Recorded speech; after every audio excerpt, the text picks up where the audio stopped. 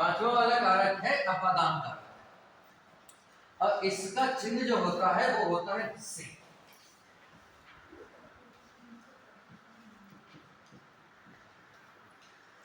और से चिन्ह वाली बात हम पहले भी बता चुके हैं।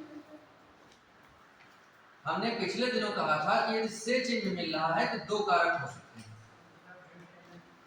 या तो करण कारक होगा या फिर वो अपादान कारक होगा। हमने दो बार बताई थी, यदि से कारक चिन्ह मिल रहा है, कहीं किसी के आगे लग रहा है, दिख रहा है, तो दो ही कारक हो सकते हैं, या तो करण कारक होगा या अपादान कारक होगा। तो करण कारक में हमने बताया था कि यदि किसी की सहायता वाली बात होगी तो वो होगा करण कारक, और यदि अलग होने वाली बात होगी तो क्या होगा, अपादान कारक। तो हम आज अलग होने वाली, सहायता वाली तो बात हम पढ़ ही चुके हैं, हम आज अलग होने वाली बात पढ़ रहे हैं। तो यहाँ पे एक बात समझना है कि अलग होगा तो फिर जिससे अलग होगा, जिससे अलग हुआ चार,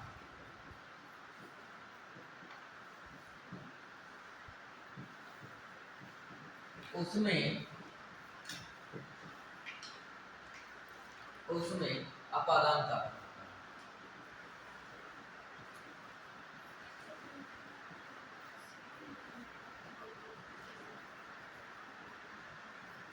इतनी बात है। जैसे हमने एक बात कही थी कि जैसे कि ये वाला बहुत उदाहरण प्रसिद्ध है कि पेड़ से पत्ते या फिर पत्ता एक भी गिर सकता है, कई गिर सकते हैं, पत्ते गिरते हैं, पेड़ से पत्ते गिरते हैं। तो यहाँ पे जो गिर रहा है वो कौन है, पत्ता। तो पत्ता तो हो गया कर्ता, गिरना क्या है, क्रिया है, क्रिया में कोई कारक होता नहीं। अलग फिर किससे, जिससे अलग हुआ जाए, तो जिससे अलग होने की बात हो, तो ये अलग कौन हो रहा है, तो अलग तो पत्ते हो रहे हैं, और किससे अलग हो रहे हैं, पेड़ से। और इसी पेड़ के बाद से कारक चिन्ह लगा।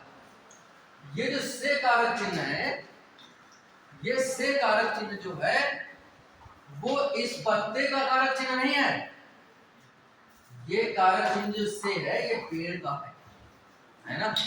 तो जो से का जो कारक चिन्ह लगे होते हैं, तो जिसके बाद लगे होते हैं उसका होता है। तो से जो है पेड़ से है, और इसी पेड़ से अलग होने की बात हो रही है।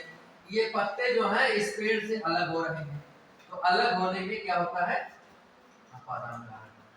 तो इस पेड़ में अपादान, इस वाले शब्द में अपादान। आपसे पूछना, आपके दिमाग में आ रहा हो कि ये पेड़ में अपादान है कि से में अपादान। तो अपादान कारक असलियत में पेड़ में, से तो कारक चिन्ह, से तो खाली ये बता रहा है कि इस वाले में अपादान है, ये चिन्ह है, अब चिन्ह बताता है। तो ये वाला चिन्ह अपादान कारक का अपादान बताता है कि इस वाले में अपादान है।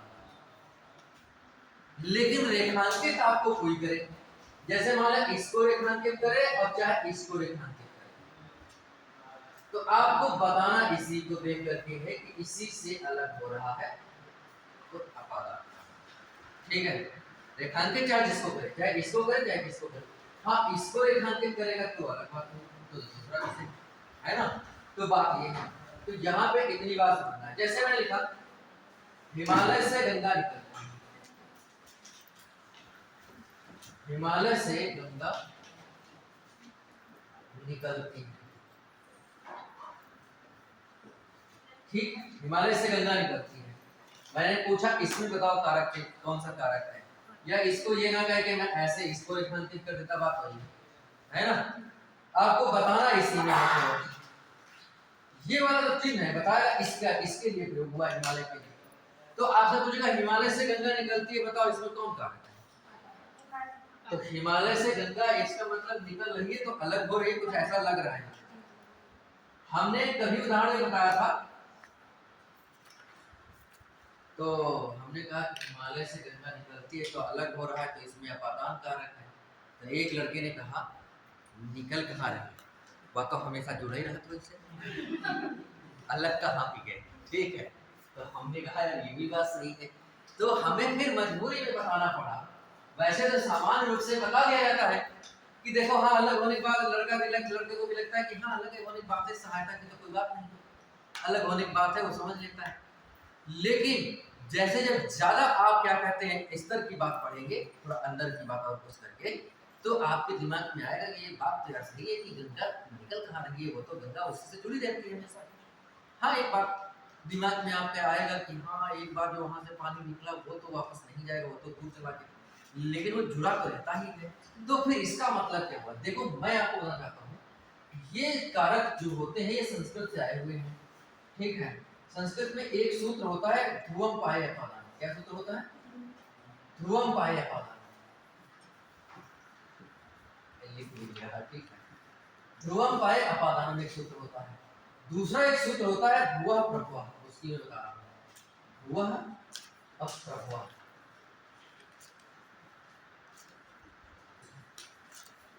ये सूत्र होता है संस्कृत में। ये ध्रुवम पाये अपादानम कहता है कि जिससे कोई चीज अलग होती है उसमें अपादान होता है। दूसरा ये वाला सूत्र कहता है कि ध्रुवः प्रभवः, जिससे जहां से कोई चीज उत्पन्न होती है उसमें भी अपादान का। जैसे कि हमने कहा कि गंगा हिमालय से गंगा निकलती है, या इस तरह से मैं कह सकता था इस बात को कि गंगा हिमालय से निकलती है, बात वही है, हिमालय से निकलती है, बात वही है, लिखने का तरीका है। अब बात यह है कि गंगा निकल कहां से रही है? तो हिमालय। ये सूत्र कहता है कि ध्रुव प्रभाव का मतलब होता है कि जो उत्पत्ति स्थल हो किसी चीज का, उद्गम स्थल हो, जहां से कोई चीज निकल रही हो, उसमें भी क्या कहते हैं? अपादान का। जैसे कि खान से कोयला निकलता है, खान से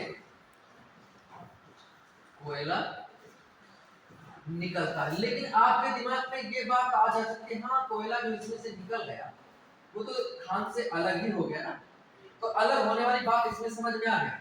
लेकिन असलियत बात ये है कि इस वाले में इस सूत्र से क्या कहते हैं? पदार्थ का, जहां से कोई चीज निकाली जाए, निकले, उत्पत्ति हो, उद्गम हो, वो वाला स्थान, उद्गम स्थल जो होता है, उत्पत्ति स्थल जो होता है, वो उसमें भी अपादान का।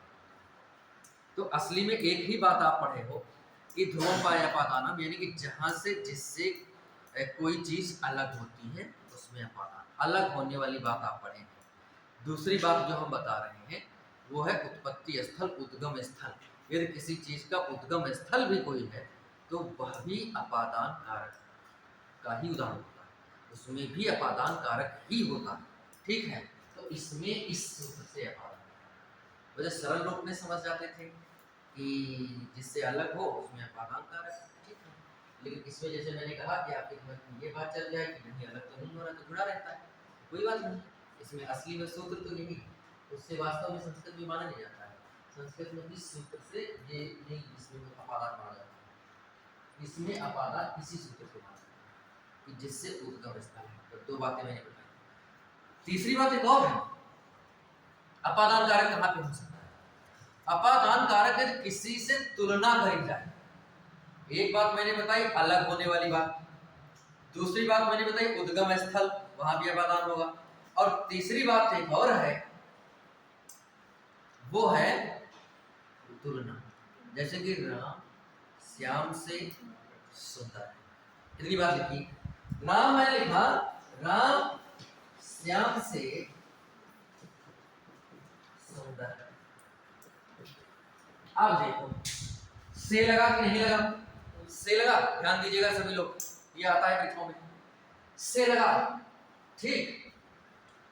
और इसमें ना सहायता वाली बात है और ना ही ना अलग होने वाली बात है, ना कोई उत्पत्ति वाली बात है, कोई बात है कुछ नहीं है, से आया है और हमसे पूछा भी है कि बताइए श्याम में कौन सा कारक है, तो हम कहेंगे पता नहीं, ऐसा तो पढ़े नहीं, और से लगा है, लेकिन ये तो कोई नहीं है, ना अलग वाली बात आएगी, ना सहायता वाली बात आएगी, तो ना एक और पढ़े क्या कहते उद्गम स्थल, वह बात ना आएगी, तो फिर तो दिक्कत है, तो उसको भी याद करना है। तीसरी बात इसमें कौन सी होती है कि तुलना वाली बात है ना, जिससे तुलना की जाए, तो राम की तुलना की जा रही है किससे? तो जिससे तुलना है उसी में लगेगा, ये पक्का है, ऐसा वाक्य बनेगा। तो उसमें जो है अपादान कारक होता है। कौन सा कारक होता है? अपादान। ये बात ध्यान रखना, ठीक है।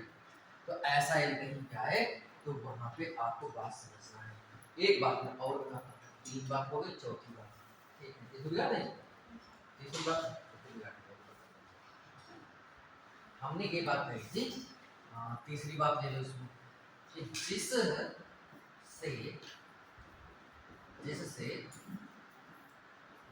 तुलना करें, तुलना की, जिससे तुलना की जाए उसमें अपादान।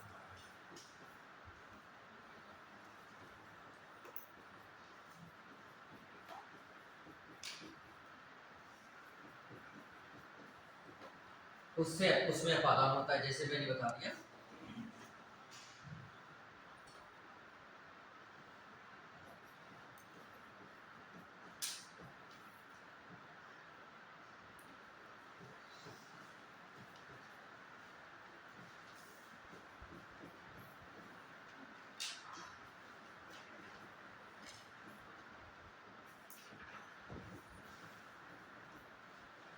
हमने तुलना करी,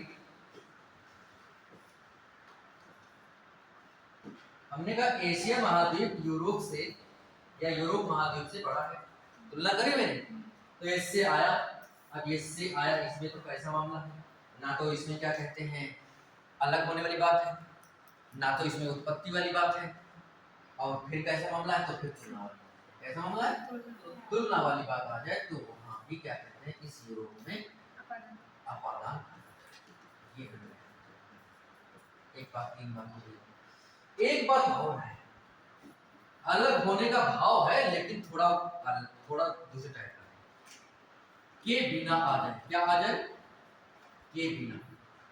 तो के बिना का मतलब क्या होता है, अलग होने की तो बात है, उसके बिना, राम के बिना, है कि नहीं। तो कहते हैं कि अंग्रेजी के बिना आज बेकार है, तो अंग्रेजी के बिना, तो ये बिना वाली बात क्या अर्थ को स्पष्ट कर रहा है, अलग होने का भाव तो है, यदि अंग्रेजी से दूर हुए तो इसका मतलब आज के जमाने में आप जी नहीं पाएंगे। ऐसा लोग कहते हैं कि अंग्रेजी के बिना सारा ज्ञान बेकार, बेकार होगा नहीं है, ये तो समझने की बात है।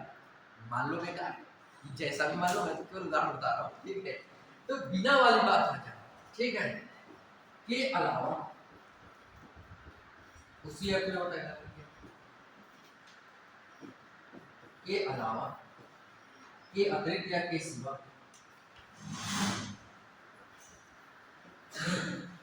यदि ऐसे शब्द आ जाए तो जिनके बिना, जिनके अलावा, जिनके अतिरिक्त, जिनके सिवा, सिवा का मतलब अलावा, ठीक है, तो ये जिसके अलावा हो जाए, ठीक है, जिसके बिना या अलावा, ठीक है, उसमें अपादान कारक, उसमें अपादान, एक मैंने बिना लिखा लेकिन तीनों बात समझिए, उसमें अपादान कारक होता है। तो उसमें अपादान कारक जैसे लिखा है, पानी के बिना, पानी के बिना मछली नहीं रह सकती, मछली नहीं रह सकती। अब ये तो बिना, अब इसमें पानी में पूछ लिया आपसे कि पानी में बता कौन सा कारक है, तो पानी के बाद लिखा है के, क्या लिखा है, के, तो तुम्हारा दिमाग तुरंत चला जाता, कहाँ पे, संबंध कारक, संबंध कारक में काफी के होता है ना, इसके बाद मुझे जो पढ़ाना है, ठीक है, तो वहां आपका दिमाग तुरंत चला जाता, लेकिन वो नहीं है ना, बिना वाली बात आ जाए, के अलावा, के अतिरिक्त, इसका मतलब ये अलग होने वाली बात ही है कि मछली और पानी दोनों अलग अलग करे जाए तो मामला कर जाए, बिना का मतलब यही तो है। तो ये भाव वही है पहले वाले, तो ऐसा यदि भाव आता है किसी शब्द से, किसी अव्यय शब्द से, तो समझ लेना कि इसमें पानी में, इस पानी शब्द में भी अपादान, तो ऐसे वाले बस आ सकते हैं। ज्यादा कौन से आते हैं, ज्यादा दो आते हैं, अलग होने वाली बात, और अब कुछ परीक्षाओं में देख रहा हूँ कि तुलना वाली बात भी आती है, है ना। तो ये दो ज़्यादा आते हैं, वैसे आने के लिए तो कोई आ सकते हैं। तो मैंने आपको 4 नियम बताए हैं इसमें, ठीक है। पहला अलग होने वाली बात, दूसरा उत्पत्ति वाली बात, तीसरा तुलना वाली बात, चौथा के बिना अलावा वाली बात, है ना। तो ये 4 बातें जो है अपादान में होती हैं, केवल एक बात आप पढ़ रखे उसमें से तो सारी बातें जानना। दूसरी बात मैंने क्या कहा, हो सकता है कि एक ही बात से आपकी परीक्षा सीसेट में काम चल जाए, लेकिन मैंने ये भी आपसे कहा था कि हम जो हिंदी पढ़ा रहे हैं, जितनी जो टॉपिक पढ़ा पाएंगे वो हम उस स्तर में पढ़ाने का प्रयास करेंगे कि सभी परीक्षाओं में सीसेट के अलावा भी यदि कोई परीक्षा आप देते हैं तो उन सभी परीक्षाओं में समान रूप से उपयोगी रहे। तो हम लगभग सारी बात बताने का प्रयास करते हैं, ठीक। तो ये बात हो गई। अब मैं बात कर रहा हूँ कर्ण कारक में, संबंध कारक, ठीक है। छठवां कारक है संबंध कारक। संबंध कारक, संबंध कारक में क्या है कि एक बात आप जान रखियो कि इसका चिन्ह यदि काकी के रारी रे नानी ने कहीं मिल जाए तो आपके दिमाग में बात आ जाती है कि हाँ हाँ ये इसमें असंबंध कारक है ना। नहीं, किताबें भी, मैंने संस्कृत की किताबें नहीं, ठीक है, लेकिन उसमें तो साफ साफ लिखा है षष्ठी शेष, यानी कि उसमें तो बात स्पष्ट करी गई, ठीक है। हिंदी व्याकरण की किताबों में मैं बहुत बड़ी बड़ी स्तर की किताबों को मैंने देखा, उसमें इस संबंध कारक की परिभाषा एकदम अधूरी लिखी गई है, आधी बात लिखी गई है, आधी बात नहीं लिखी गई। उसमें सिर्फ एक बात बता दी गई, जिससे संबंध हो उसमें संबंध कारक होता है, या तो ये लिखा गया, या तो कुछ किताबों में ये लिखा गया है कि काकी के रारी रे नानी में कहीं ये कारक चिन्ह मिल जाए तो वहां पे संबंध कारक आपको समझ लेना है। ये आधी बात है, अधूरी बात है, ये गलत बात है। जब अधूरी बात होगी तो गलती होगी, ठीक है। पूरी बात क्या है, पूरी बात यह है कि काकी के रारी रे नानी में ये जो कारक चिन्ह है, इन कारक चिन्हों के बाद कोई अव्यय शब्द ना हो तो संबंध कारक। काकी के बाद कोई अव्यय यदि शब्द आ गया तो नहीं, शब्द का मतलब पद कहना चाहिए व्याकरण के, ठीक है। कोई अव्यय पद आ गया काकी के रारी रे नानी के बाद तो नहीं होगा उसमें, तो कोई दूसरा उसमें संबंध कारक नहीं होगा, इतनी बात है। और यदि काकी के रारी रे नानी ने इन कारक चिन्हों के बाद कोई अव्यय पद नहीं आ रहा है तो वो संबंध कारक ही होगा। मैं इसी बात को लिख रहा हूं, तब समझ में, उदाहरण समझिए। मैंने लिखा काकी के रारी रे और नानी ने, तो इसका प्रयोग कहां पे होता है, तो मैंने आपको पिछले दिन भी बताया था, रारी रे का प्रयोग होता है सर्वनाम के साथ। सर्वनाम का मतलब जैसे लिखा है मेरा, मैं से बनेगा, मैं शब्द है सर्वनाम शब्द, इससे बनेगा मेरा, मेरी, मेरे, या हम सर्वनाम शब्द है, हमारा, हमारी, हमारे, तुम सर्वनाम शब्द है, तुम्हारा, तुम्हारी, तुम्हारे। इन सर्वनाम शब्दों से रारी रे का चिन्ह होता है। दूसरी बात, कुछ कारक चिन्ह है सर्वनाम वाले ही है जो जिनका प्रयोग काकी के लिए होता है, जैसे कि इस और उस, यानी कि यह और वह का, तो यह का रूप चलता है इससे और वह का रूप चलता है उससे, इसका, इसकी, इसकी, उसका, उसकी, उसकी, काकी क्या है। और जितने भी संज्ञा शब्द है उनके साथ काकी क्या है, जैसे घर का, राम का, मोहन का, उसका, उसका और नानी ने का प्रयोग कहां पर होता है, नानी ने का प्रयोग केवल एक शब्द के साथ होता है, वो कौन सा है, वो है आप, अपना क्या अर्थ है। वैसे आपका शब्द संबंध में आपका, आपकी, आपके की नहीं होगा, है ना। हमने नहीं, हमने देखो देखो हम शब्द है, हम शब्द है, इसमें कारक चिन्ह कौन सा जोड़ेंगे, यदि कर्ता कारक जोड़ेंगे तो फिर हमने बनेगा, नहीं बनेगा। कर्म कारक जोड़ेंगे तो हमको बनेगा, कर्ण जोड़ेंगे तो हमसे बनेगा, संप्रदान जोड़ेंगे तो हमको या हमारे लिए बनेगा, हमारे लिए।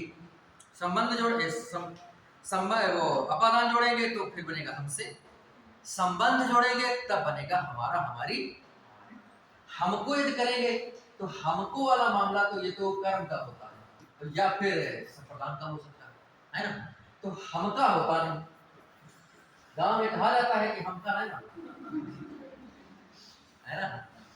तो ये अवधि भाषा में तो ठीक है, लेकिन हिंदी में नहीं ठीक है। हिंदी का मतलब मानक हिंदी खड़ी बोली, उसमें नहीं ठीक है। उसमें हमका ना फिर हमारा होना चाहिए। क्या होना चाहिए? हमारा, हमारी, हमारे। तो उसमें संबंध लादीरे लगता है। ठीक, तो बात ये है। लेकिन जो आप शब्द का प्रयोग है उसमें दो बातें होती हैं। आप शब्द जो होता है ये अन्य पुरुष में पुरुषवाचक सर्वनाम में भी होता है, और एक होता है निजवाचक सर्वनाम। तो पुरुषवाचक सर्वनाम में यदि आप शब्द का प्रयोग किया जाएगा तब इसका बनेगा संबंध कारक वाला रूप आपका, आपकी, आपके, है ना। और यदि निजवाचक में स्वयं के लिए जब लिखा जाएगा, निजवाचक सर्वनाम के रूप में इसका प्रयोग किया जाएगा। जो सर्वनाम पढ़े होंगे पहले तो समझ रहे हैं थोड़ा, नहीं तो इसके बाद मुझे सर्वनाम भी पढ़ाना है तो आप समझिएगा। ठीक है, आप शब्द का प्रयोग दो रूप में हो सकता है, अभी मैं बताऊंगा आगे। एक पुरुषवाचक सर्वनाम के रूप में और एक निजवाचक में। तो पुरुषवाचक सर्वनाम में आपका जो रूप बनता है संबंध कारक, वो रूप बनता है आपका, आपकी, आपके। और निजवाचक में क्या बनता है? अपना, अपनी, अपने। तो ये अपना, अपनी, नानी ने का प्रयोग सिर्फ आपके लिए निजवाचक में होता है, अपना, अपनी, अपने। ठीक, तो यहाँ पे ये जो कारक चिन्ह है सभी ये संबंध कारक के हैं। लेकिन इन कारक चिन्हों के बाद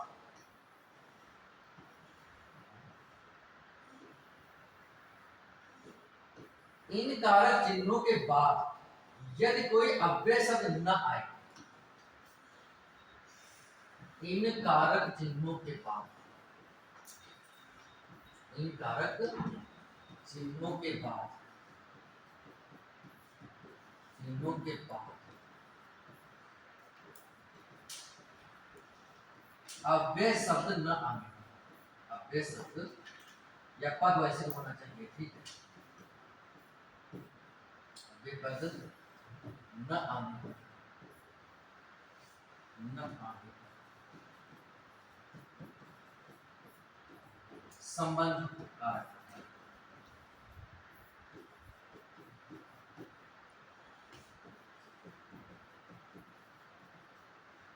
काकी के आए, एक बात हम जानते हैं, काकी के, रानी ने, नानी ने आता है तो हम संबंध कारक मान लेते हैं। नहीं, शर्त देखना है उसके बाद में। इस चिन्ह के बाद कोई अव्यय पद तो नहीं आया है। यदि अव्यय पद आया है जिसका बहुवचन नहीं बनता है, लिंगवचन कारक में कोई परिवर्तन नहीं होता है, तो आपको समझ लेना है कि उसमें संबंध कारक नहीं। और यदि अव्यय पद नहीं आया, कोई दूसरे प्रकार का पद आया है, तो उसमें संबंध कारक ही है। मैं दो उदाहरण बताता हूँ, दोनों ख्याल रखना। जैसे मैंने लिखा राम के साथ सीता वन, दूसरा मैंने लिखा राम के घर कब, राम के घर कब जाओगे, ये सही नहीं, ये रहो, राम के घर देर है, ये है ना, राम के घर देर है, अंधेर। ये मेरी बात है। ठीक, देखो यहां पे काकी के दिखाई दे दिया, दिखाई दिया। तो इस काकी के का मतलब है कि इसके पहले वाले में वो कारक होता है। पहले वाला शब्द है राम, इसके पहले भी शब्द वही मैंने लिखा, जान पूछ वक्त तो कोई हो सकता है। ठीक है, इस राम के बाद इसके जो है, इसके पहले ये है राम, तो इसके पहले ये है राम। तो इसका मतलब ये जो के है इसमें बताया, इसमें कौन कारक है, इसमें कौन कारक है। तो ये निर्धारण ये वाला चिन्ह कर देता है, के लगा है तो होना क्या चाहिए, संबंध कारक। लेकिन एक शर्त मैंने कह दी कि इस के बाद वाला जो शब्द है उसको ध्यान देना है। यदि उसके बाद वाला शब्द कोई अव्यय शब्द है तो फिर उसमें संबंध कारक नहीं होगा। और यदि अव्यय शब्द नहीं है, अव्यय पद न आने पर, अव्यय शब्द नहीं है तो उसमें संबंध कारक है। तो इसमें देखो ये जो के बाद में जो 7 शब्द आया है, ये साथ अव्यय है कि नहीं है? अव्यय। और ये घर शब्द अव्यय है कि नहीं है? कैसे? साथ का बहुवचन बनाओ, घर का बहुवचन बनाओ, तो फिर कहाँ कंफ्यूज हुई गिरा? हम कई बार बता चुके हैं अव्यय का मतलब क्या होता है। हाँ, तीन बातें होती हैं जिस शब्द में लिंग, वचन और कारक के अनुसार परिवर्तन नहीं, ना तो उसमें कोई लिंग होता है, ना पुल्लिंग होता है, ना स्त्रीलिंग होता है, तो ये जानना थोड़ा कठिन हो जाएगा, तो इसको छोड़ो।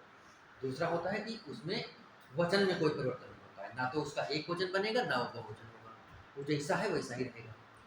ठीक है, तो उस शब्द का बहुवचन बना के देखो पहले नंबर पे। यदि बहुवचन बन रहा है तो इसका मतलब वो एक वचन था, उसका बहुवचन भी बन जाएगा, और यदि बहुवचन बन जाएगा तो इसका मतलब इसमें परिवर्तन हो रहा है। अब परिवर्तन हो रहा है तो अव्यय शब्द नहीं है, और जिसमें परिवर्तन नहीं हो रहा है उसमें अव्यय शब्द। तीसरी और बात है कारक में। कारक में और पर लगा के देखा करो, कारण अधिकरण कारक लगा के देखा करो, में और पर। तो जैसे लिखा मैंने घर में या घर पर बन सकता है, और साथ में साथ पर, साथ में बन सकता है, लेकिन साथ पर कुछ लकड़ा गड़बड़ है। ठीक है, इसमें दोनों बन सकता है, तो इसको लगा के देखा करो, बहुवचन बना के देखा करो, दो काम करके देखा करो। बहुवचन बना के शब्द का देखो पहले नंबर पे, ठीक है, और क्या करो, और एक बार लगा के देखो। ठीक है, तो ये दोनों बन जा रहे हैं, तो इसका मतलब वो अव्यय नहीं है, तो नहीं बन रहे तो अव्यय है। तो इस साथ में देखो अव्यय है, ये नहीं बन पाया, इसका बहुवचन, इसका परिवर्तन नहीं होगा, इसमें कोई लिंग वचन कारक के अनुसार कोई परिवर्तन नहीं हो रहा, इसका परिवर्तन हो जाएगा, इसका बहुवचन भी बन जाएगा, इसमें कारक चिन्ह भी लग जाएगा, नहीं हो जाएगा। तो इसका मतलब है कि राम के घर, घर जो शब्द आया है ये स्पष्ट कर रहा है कि ये अव्यय नहीं है, और अव्यय ना आने पर ये वाले शब्द में संबंध का है। अब बात यह है कि ये वाले शब्द में फिर क्या है, काकी के देखो आया है, फिर भी संबंध कारक नहीं है, इसमें कारक जो है वो करण कारक है। चौकोनी नियम से नहीं, ऐसा तो नियम ना पढ़ना पढ़ाया, हमने लिखा था के साथ, हमने लिखा था के साथ, कहीं पे आ जाए, क्या आ जाए, के साथ। जैसे अभी मैंने लिखवाया था के बिना, के अतिरिक्त, के पा, जैसे एक और भी मैंने पता नहीं उसमें लिखवाया था, कर्म में लिखवाया था कि नहीं लिखवाया था, शायद भूल गया था। कर्म में एक होता है के दोनों ओर, के चारों ओर, के पास, उसमें तो के आ रहा है, तो उसमें क्या हो जाएगा, उसमें कर्म कारक हो जाएगा। तो कहने का मतलब है कि ऐसे वाले होते हैं जिसमें, जिसके काकी के बाद में कोई अव्यय कारक, अव्यय आ रहा है, तो अव्यय आने वाले जो शब्द हैं उसमें दूसरे कारक पहले से निर्धारित होते हैं, उसमें वही कारक अपना है। और यदि अव्यय वाले शब्द नहीं आ रहे हैं तो आप समझ लेना कि वो संबंध कारक है। काकी के दोनों में होगा, के दोनों में बराबर है, लेकिन बाद वाला डिसाइड करेगा कि यदि अव्यय है तो फिर इसमें कोई दूसरा होगा, यदि अव्यय नहीं है तो संबंध कारक है। जो दूसरा होगा मैं उसी में बात कर लेता हूं पहले, ठीक है। देखो यदि के साथ लगा होगा, के साथ लगा होगा, के साथ लगा होगा तो उसमें होगा कारण। दूसरी एक और पहले लिखना चाहिए था, इससे पहले मैं वो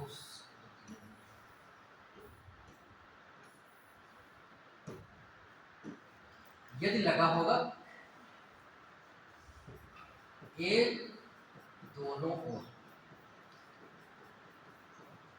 या लगा होगा के चारों ओर, या लगा होगा के पास, या लगा होगा की ओर, यदि ऐसे शब्द आते हैं तो उसमें होता है कर्म कारक। क्या होता है, काकी के देखो समय आ रहे हैं, के समय आ रहे हैं, लेकिन संबंध कारक नहीं होगा जिसके साथ। जैसे मैंने उदाहरण लिखा, ये उदाहरण बहुत फेमस है, आता है परीक्षा में, जैसे लिखा सड़क के दोनों ओर वृक्ष है या पेड़, वृक्ष है, ठीक। सड़क के दोनों वृक्ष है, देखो के आ गया के, लेकिन इस के बाद में देखना है क्या है, ये अव्यय आ रहा है, दोनों का बहुवचन नहीं बनेगा, ठीक है। तो ये अव्यय आ रहा है, तो ये ऐसा आ रहा है तो समझ जाओ कि ये के में जो है ये सड़क शब्द में के तो आया है, और ताकि के चिन्ह होता है संबंध कारक का, फिर भी क्या कहते हैं इस सड़क में अपादान कारक नहीं है। फिर कौन सा कारक है, ऐसे वाले शब्द आएंगे तो कर्म कारक होता है, तो इस सड़क में पूछा जाए तो हम बताएंगे कर्म कारक, संबंध कारक नहीं बताएंगे, भले ही सड़क के बाद ताकि के आया लेकिन संबंध कारक नहीं बताएंगे, क्योंकि ये वाले शब्द आते हैं। जैसे लिखा है कि घर के पास कुआं है, अब देखो इस ताकि के बाद क्या आ गया, पास, और पास क्या आ गया, अव्यय शब्द, पास का बहुवचन बनेगा ही, ठीक है। और तो फिर इस घर में क्या हो जाएगा, फिर घर में हो जाएगा कर्म कारक, क्योंकि ये निर्धारित है पहले से, ये ऐसे शब्द आएंगे तो उसमें कर्म कारक। दूसरा क्या होगा,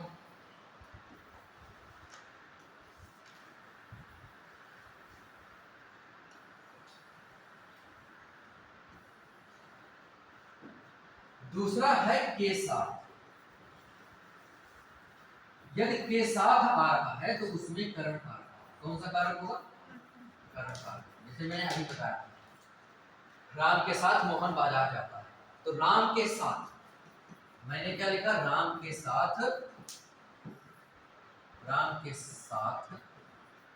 मोहन बाजार जाता है, तो ये जो के है और के बाद में क्या आ गया साथ, तो साथ क्या है अव्यय शब्द, और इसके लिए मैंने ये बता दिया नियम है, तो उसमें तो ये तो के बाद में अव्यय आ गया, तो ये तो पक्का हो गया कि इसमें संबंध कारक नहीं होगा, है ना, इसमें संबंध कारक नहीं होगा, तो फिर होगा क्या, तो होगा के लिए मैंने ये लिख दिया कि फिर के साथ वाली बात आएगी तो कर्म कारक होगा। दूसरी बात अभी मैंने लिखा था के बिना,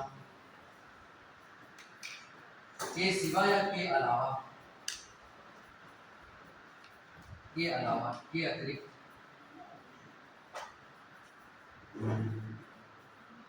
ठीक, ऐसे यदि शब्द आ रहे हैं तो इसमें भी ताकि के लिखा हुआ है, तो ऐसे वालों में क्या होगा, अपादान, क्या होगा, अपादान कारक। तो इन वाले शब्दों को याद रखना है आपको, ठीक है। यदि ऐसे वाले शब्द आते हैं तो ऐसे शब्द आएंगे, तो जिसके चारों ओर, जिसके दोनों ओर, जिसके पास, जिसकी ओर, तो उसमें कर्म कारक होगा। के साथ आएगा तो फिर जिसके साथ, तो राम के साथ, तो राम में कौन सा कारक हो गया, कर्म कारक। के बिना, के अलावा, के अतिरिक्त ऐसे शब्द आते हैं तो उसमें अपादान कारक होगा, है ना, भले ही ताकि के लगे हैं लेकिन संबंध नहीं होगा, क्या होगा, अन्य जो नियम के अनुसार यहाँ पे मैं लिखे ये वाले, ठीक है। क्यों होंगे, क्योंकि इन ताकि के बाद में अव्यय शब्द आ गए, ये सारे अव्यय शब्द, ये सभी क्या है, ये सभी अव्यय शब्द है कि नहीं, तो आपको ये बात समझना है, तो इसलिए मैंने वहां पे लिखा, तो जैसे मैंने लिखा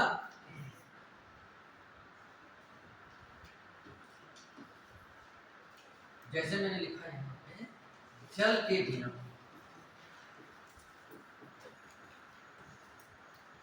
एक बात मैंने लिखी जल के बिना मछली नहीं रह सकती, मैंने लिखा, ठीक है।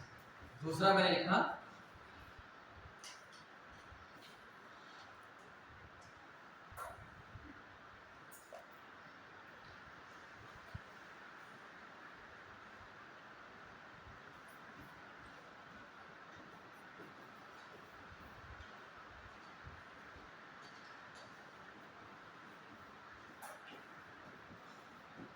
देखना, इस के बिना क्या लगा है, ये लगा है बिना शब्द, के बाद, इस के बाद क्या लगा है, बिना, बिना क्या है अव्यय, तो इसका मतलब साफ साफ बात कि इसमें संबंध कारक नहीं होगा, भले ही ताकि के आया है, के आया, ठीक है।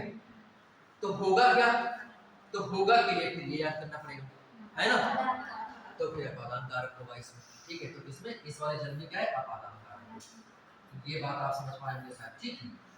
इसमें लिखा जल के पक्षी, तो पक्षी तो अव्यय नहीं है, पक्षी का भोजन बन सकता है पक्षियों, है ना, तो जल के पक्षी तैर रहे हैं, तो इसका मतलब जल के पक्षी, तो इस के बाद में अव्यय नहीं आया है, तो इसमें कुछ सोचना ही नहीं है, ये संबंध ही होगा, ठीक है। तो संबंध कारक इसमें हो गया बात। क्या मेरी बात समझ पा रहे? और एक जगह पे संबंध और होता है, वो मैं पिछले दिनों बता चुका हूँ। कहाँ पे? सर वो आपने बताया था जब किसी को दिया जाए लेकिन उसमें वापस मिलने का भाव है ना। बिल्कुल दान का भाव है, दान दे दिया गया तो दे दिया गया, उसको वापस कभी नहीं लेना है, तो वहां पे है संप्रदान। और वापस मिलने का भाव है, जैसे कि बहुत धोबी को कपड़े देता है तो उसमें वापस मिलने का भाव है, तो देने का अर्थ हो लेकिन वापस मिलने का भाव निहित हो, तो वो वाला भी संबंध का अर्थ ही होता है, क्योंकि वो व्यवहार वापस मिलने के बाद व्यवहार संबंध के कारण किए जाते हैं ना। तो ये बस इतनी चीज है। तो यहाँ पे ये वाली चीज आपको समझना है। मैंने जो ये बात बताई है, ये बात हो सकता है कठिन लगी हो, ठीक है, कारण कुछ जो नए बच्चे हैं उनको कठिन लगी हो, इसलिए कठिन बातें बताई नहीं जाती, मास्टरों के द्वारा होशियारी की जाती है। कठिन बातें समझने में कहीं पढ़ाई ना पाओ, पता नहीं क्या पढ़ाई नहीं, समझ में आया हमने। हम ये नहीं देखते थे, हमने बता दिया कि हम ये जानते हैं पहले से कि इसमें 60% बच्चा ऐसा है जो ये कहानी जानता है, और उसको जहाँ पे कंफ्यूजन है और सरल सरल बातों का पहले से मालूम है, इसलिए उसको मुझे बात वही बतानी है कि जहाँ पे कंफ्यूजन है वो दूर करना है, और जो बात नहीं मालूम है या कम मालूम है या ध्यान कम गया है, कठिन वाली बात बतानी है ना। तो इसलिए मैं बातें सारी बता रहा हूँ कि कठिन भी लग सकता है और सरल भी हो सकता है। तो यहाँ पे ये बातें इतनी जाना है, तो संबंध मुझे बता दिया। अधिकरण में कुछ नहीं होता, अधिकरण में से एक बात हुई है और कोई बात नहीं। इसमें एक ही जगह पर काम हो सकता है, कोई हो सकता है। अरे ये पहले एक ही उदाहरण सब रखे थे बहुवचन में, काकी के कोई भी हो सकता है, काकी के दारी, जैसे लिखा है, जैसे लिखा है कि मेरे घर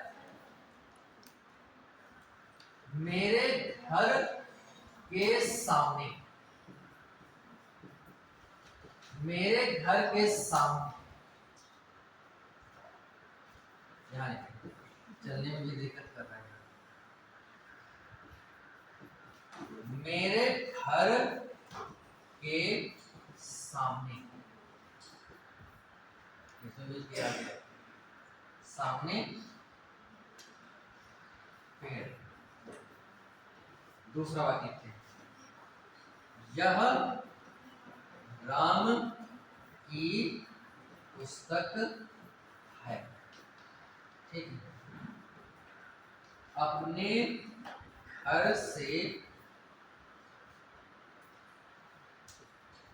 घर से वह जा रहा है, ठीक। देखो काकी के कोई भी आ सकता है, उससे कोई दिक्कत नहीं।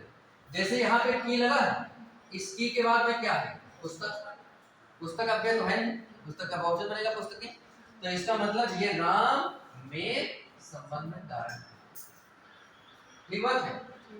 यहाँ देखो लिखा है अपने, तो ने है, ने कारक चिन्ह है कि नहीं है, ने के बाद में घर आया, घर कैसा है, बहुवचन बन जाएगा, अव्यय नहीं है, तो इसका मतलब इस वाले शब्द में अपने में कौन सा कारक है, संबंध। जैसे लिखा मेरे घर, रे आया, रे के बाद घर आया, घर जो है अव्यय नहीं, तो अव्यय नहीं इसका बहुवचन बन जाए, तो फिर इसका मतलब इस मेरे शब्द में संबंध है, घर में संबंध नहीं, मेरे में संबंध। फिर घर के बाद में कारक चिन्ह आया, फिर क्या है, तो इसके के बाद फिर देखिए सामने आ गया। अब ये सामने वाली जो बात है ना, सामने वाला वहां लिखा नहीं है मैंने, के पास या के सामने या के दोनों या के की चारों, के चारों यदि आते हैं तो उसमें भी क्या कहते हैं, कर्म कारक क्या होता है, कर्म कारक।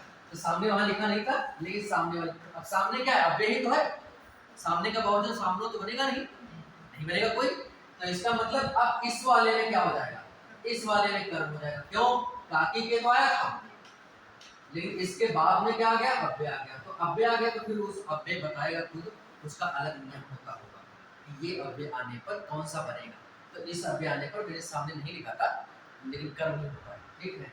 तो यहाँ पे आपके पास कि ये के इसके पहले भी आया, लेकिन इसमें क्या है, कर्म, क्यों, इसके बाद इस वाले चिन्ह के बाद में अव्यय आ गया। इसमें क्या है, इस वाले चिन्ह के बाद में अव्यय नहीं, तो इस वाले पूरे मेरे शब्द में क्या हो जाएगा, संबंध कारक। तो इसमें रारी रे भी आ सकता है, अपना अपनी भी आ सकता है, अपना अपनी अपने भी आ सकता है, और काकी के कोई चिन्ह आ सकते हैं। जितने मैंने 9 चिन्ह लिखे थे, काकी के, रानी रे, नानी रे, उनमें से कोई भी चिन्ह हो, नियम सबके साथ एक ही यही रहेगा, है ना। बात ये। अब मैं बताता हूँ अधिकरण कारक वाला।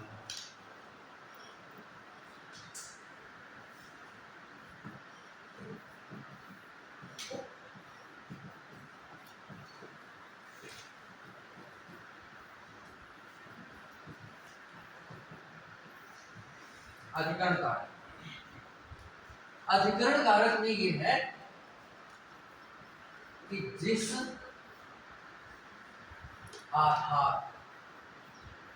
आधारो अधिकरणम ये सूत्र होता है, और आधार पर क्रिया होने के कारण ही इसको क्या बोलते हैं, इसको बोलते हैं अधिकरण कारक।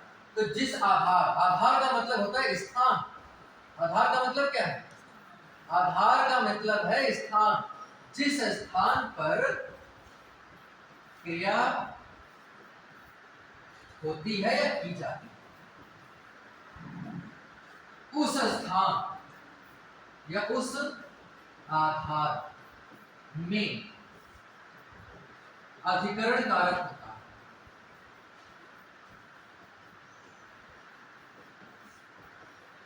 हमने दो बातें लिखी यहां पे।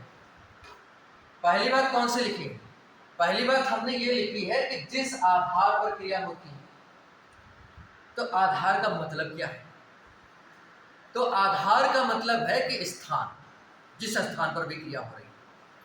तो वही आधार, वही स्थान जो होता है, उस आधार और स्थान का जो नाम होगा, उस आधार और स्थान में ही क्या कहते हैं, अधिकरण कारक होता है। अब दूसरा इसका नियम क्या है? दूसरा नियम ये है कि में और पर। क्या होता है? में और पर। तो कहने का मतलब ये है कि में और पर जो है, में और पर चिन्ह, में और पर चिन्ह जिसके साथ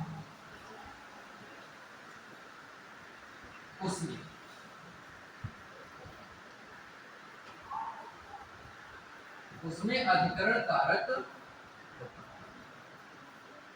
देखो मैंने ये सरल बात लिखा है कि एक तो ये परिभाषा है कि जिस आधार पर क्रिया की जाती है उसमें अधिकरण कारक, ठीक है। दूसरी बात हमने कहा कि कुछ नहीं समझ में आ रहा है तो जिसके साथ में और पर लगा हुआ है। क्या लगा हुआ है? में और पर। ये दो चिन्ह, कारक चिन्ह मिल जाए, में और पर, उसमें समझ लेना कि उसमें अधिकरण कारक है, कुछ नहीं करता इसमें। जैसे मैंने लिखा कि पक्षी आकाश में उड़ते हैं। तो उड़ने की क्रिया किस स्थान पर हो रही है? आकाश नामक स्थान, ठीक है। और इसके साथ में पर किसके साथ में लगा है? आकाश का ही तो में पर है। तो इसमें कुछ सोचना ही नहीं है, इसमें बस अधिकरण कारक कर देना है। अधिकरण कारक है। कहीं पर लिखा हो, जैसे बच्चे छत पर कूद रहे, क्या लिखा हो? जैसे लिखा है कि बच्चे छत पर कूद रहे हैं, तो भाई पर लिखा है, पर यहां पे आ गया। तो ये कूदने की क्रिया किस स्थान पर हो रही है? छत नामक स्थान पर।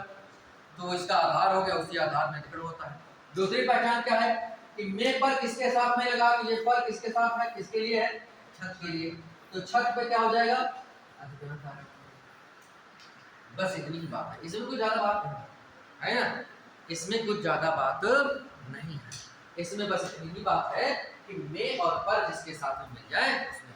जैसे कभी कभी तुलना के अर्थ में, जैसे सरल शब्दों में पूछे कि तुलना के अर्थ में किस कारक का प्रयोग होता है, तो अब ये बात मामला बन जाएगा। ये बस यहीं पे गच्चा हो जाएगा। मैंने अभी थोड़ी देर पहले कहा था अपादान, और उसमें लिखा होगा कि अपादान और अधिकरण उपयुक्त दोनों, तो दोनों से तुलना के अर्थ में इसका भी होता है, लेकिन उसमें से चिन्ह आएगा और इसमें में आएगा। जैसे लिखा है तुलना में, गायों में काली गाय अधिक दूध देती है। अब देखना गायों में, गायों में काली गाय अधिक दूध देती है।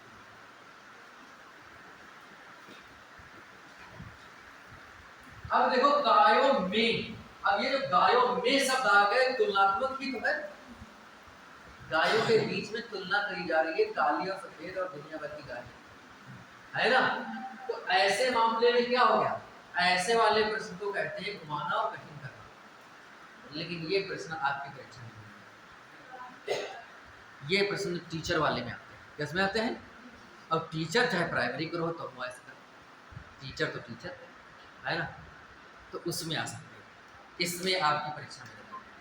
तो इसलिए आप पूछे तुलना करने वाले में तो अपादान भी होता है और अधिकरण भी होता है। अपादान में से कारक चिन्ह आएगा और इसमें क्या आएगा, तो अब उसमें से आए, तुलना वाली बात है तो अपादान लगाएंगे, सीधी सी बात है। और में आए तुलना वाली बात है तो तुलना वाली बात हम डायरेक्ट ऐसे बता देते हैं कि इसमें देखो में आया है और इसलिए अधिकरण कारक है इसमें, इस वाले में अधिकरण कारक है, तो आप समझ जाते हैं कि हाँ में आया है। लेकिन इस बात को भी जानना जरूरी है कि ये जो आया है तुलनात्मक रूप में आया है। कैसे आया है? तो ऐसा ही घुमा के बात पूछी जाए सैद्धांतिक रूप में कि तुलना के अर्थ में किस कारक का प्रयोग होता है, दो कारक का। बस दोनों में अंतर ये है कि दोनों के कारक चिन्ह अलग अलग है। उसमें से क्या राम में होगा, राम श्याम से, सुंदर है होशियार है। और गायों में या छात्रों में ऐसा कुछ आ सकता है ना, कि छात्रों में श्याम सबसे तेज है पढ़ने में, ऐसा कुछ आ सकता है। तुलनात्मक ही तो बात है, तो वहां पे फिर अधिकरण कारक। तो अधिकरण कारक में एक सरल बात यही है कि में पर तो जरूर होगा। क्या होगा? में पर तो जरूर होगा। हाँ, अधिकरण में एक और बात मुझे बतानी है, इसमें एक समयवाचक शब्द होता है। क्या होता है? समयवाचक शब्दों में जैसे हो सकता है दिन, रात, महीना, पक्ष, पखवाड़ा, वर्ष, ये सब नहीं हो सकते। शताब्दी, दशक, ये सब कैसे शब्द है? समयवाचक ही तो है।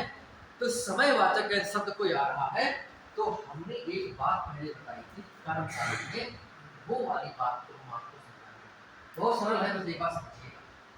एक दूसरा नियम है इसी अधिकरण का, समयवाचक शब्दों में, ये समयवाचक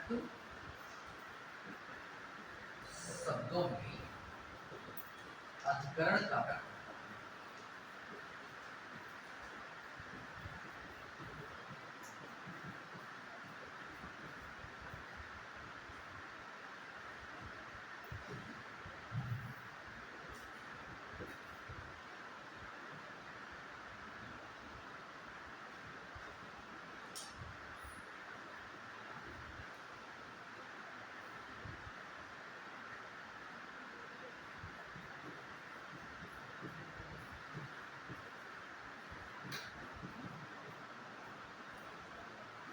समयवाचक शब्द मैंने अभी वही बताया कि जैसे मतलब दिन भी हो सकता है, दिन हो सकता है, या सप्ताह हो सकता है, या पक्ष हो सकता है। पक्ष को हिंदी में पखवाड़ा क्या कहते हैं? 15 दिन। जैसे शुक्ल पक्ष, कृष्ण पक्ष सुना है, उजरिया और अंधेरिया, यही तो होता है। शुक्ल पक्ष, शुक्ल का मतलब होता है सफेद और कृष्ण का मतलब होता है काला। तो उजरिया सफेद हो और अंधेरिया तो अंधेरिया को है काली, ठीक है। तो जिसमें चंद्रमा दिखाई देते हैं, चंद्रमा रोज बढ़ते हैं, प्रथमा पहली तारीख, दूसरी तारीख, प्रथमा द्वितीय तृतीया, ऐसे नहीं होता है। तो 14 तक होता है। 15वें दिन या तो फिर बढ़ने वाला होगा तो पूर्णिमा होगा और घटने वाला होगा तो अमावस्या होगा, ठीक है। तो कहने का मतलब वो 15 दिन को कहते हैं पक्ष। संस्कृत पक्ष मैंने पंख भी होता है। पक्ष मैंने क्या होता है? पंख, अनेकार्थक शब्द। पक्ष मैंने पक्ष विपक्ष भी होता है, विपक्षी पार्टी का है ना। तो पक्ष अनेकार्थक शब्द है। जैसे कर नहीं पड़ा है, कर्म ने हाथ भी होता है, कर्म ने किरण भी होता है, कर्म ने टैक्स भी होता है, कर्म ने हाथी का सूंड भी होता है, कर्म ने बहुत सारे और भी अर्थ हो सकते हैं, इतने तो प्रसिद्ध है ही अर्थ। वैसे ही पक्ष के कई अर्थ हैं। पक्ष मैंने 15 दिन का समय है, जिसको तत्सम पक्ष है और तत्भो क्या है? पखवाड़ा, तत्भो पखवाड़ा। और पक्ष मैंने पंख भी होता है, पंख पक्षियों का, इसलिए पक्ष से पक्षी बना। ई प्रत्यय लगा देंगे तो पक्ष में ई प्रत्यय लगा देंगे तो पक्षी बन जाएगा। और पक्षी का मतलब पंख वाला। पक्ष माने पंख और ई प्रत्यय लगाए तो जैसे बनेगा शिकार और शिकारी। शिकार माने शिकार करना, शिकारी में शिकार करने वाला, शिकारी ये तो होगा। विकार और विकारी, विकार माने परिवर्तन और विकारी माने ई प्रत्यय लगा दे, विकारी में परिवर्तन वाला। बोलते पक्ष माने पंख, अब ई प्रत्यय लगा दे तो पक्षी, पक्षी माने पंख वाला, पंख वाला नहीं, पंख वाले तो पक्षी ये वही है ना। और दूसरा पक्ष का मतलब होता है पक्ष विपक्ष वाला, विरोध वाला, अपोजिट, खिलाफ वाला है। तो ये हो गया। तो यहाँ पे पक्ष एक हो गया और 15 दिन का होता है। कितने दिन का होता है? ये भी सरल सरल बात पूछते हैं, बहुत सरल सरल बात पूछते हैं। सिंपल में कभी पूछ लेंगे। अभी किसी यूपीपी के पेपर में आया था, किसी सेट में, मुझे याद नहीं है, प्रश्न भी सही से याद नहीं है, थोड़ा मुझे याद आ रहा है। उसमें हिंदी का महीना पूछा, नहीं हिंदी में ऋतुएं पूछा था, ऋतुएं कितनी होती हैं। मेरे पड़ोस में बच्चे रहते हैं लड़के, तो एक दिन मैंने बात करी, मैंने कहा कि 6 ऋतुएं होती हैं। मैंने ऐसे बात चल रही थी, जैसे बारिश हो रही तो ऐसे मैंने बताने लगा उनको, मैंने कहा 6 ऋतुएं होती हैं। तो एक लड़का 6 ऋतुएं गुरुजी नहीं होती हैं, हमने आया 6 ही ऋतुएं होती हैं भाई। तो कहीं कैसे, हम पढ़े हैं, हम किताब दिखाए, वो तुरंत हम जा रहे हैं किताब लाने, हमने किताब ला लो, हम पहले बता दी तब किताब लाए, क्योंकि नहीं हम आपके खुद दिखा दी तब आप बताए। तो हम कहे नहीं हम पहले बता दी तो तुम दिखाए किताब, ठीक है। तो कहने का मतलब हमने उसको बताया जल्दी ये ऋतुएं इनके नाम है, ठीक है। फिर वो किताब लेके आया भूगोल की लूसेंट वाली किताब में सही में लिखा था, ये ऋतुएं वाला पार्ट नहीं पढ़ा क्या, अक्षांश देशांतर वाला कुछ, उसमें लिखा था कि ऋतुएं 4 होती हैं। वो कह रहा गुरु जी हम पढ़े ऋतुएं 4 होती हैं, आप तरफ 6। तो फिर हम दिखाएं, फिर गूगल पर दिखाएं, फिर हिंदी किताब में दिखाया मैंने, फिर शब्दकोश पर मैंने दिखाया, ठीक है। तो भाई ये तो गुरु जी गलत लिखे पड़े, तो हम कहें गलत नहीं है, वो अपने हिसाब से मुक्त लिखे हैं, लेकिन ऋतुएं कितनी होती हैं? 6।